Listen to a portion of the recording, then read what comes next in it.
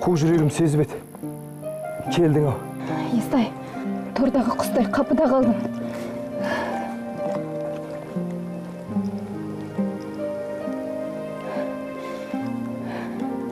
Көзімдей көріңіз.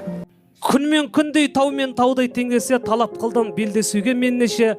51 жыл ғашық болдым Қорланға, 51 жыл өмір сүрдім ендеше дейді. Естай айтады, Қорланды ойлап шықтым қанша заңғарға, Қорланды ойлап қиял қостым таңдарға, сірәмендей махаббаттан бақ тауып, сірәмендей мұңға батқан жан бар ма дейді. Дүниенің өзге бағым пәктігі менсінбеген менің мұңым тәтті мұң. Тәтті мене 18-ге ой салып 25-ті таңғалдырса қарттығым дейді.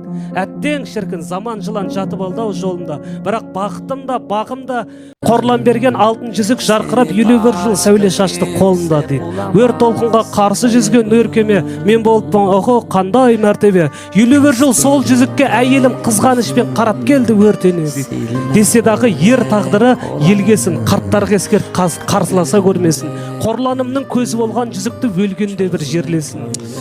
Серт пен сынға ұмыт жоқта өлкеде ғашық болып өлу қандай мәртебе. Тірлігіме шуақ берген бұл жүзік жарық беріп жатсын маған көрді дейді. Аңсатпаған арман шіркін арман ба, міне осылай қайсар ақын көз жұмды дейді. Ғашық адам сүйгені үшін бола алмай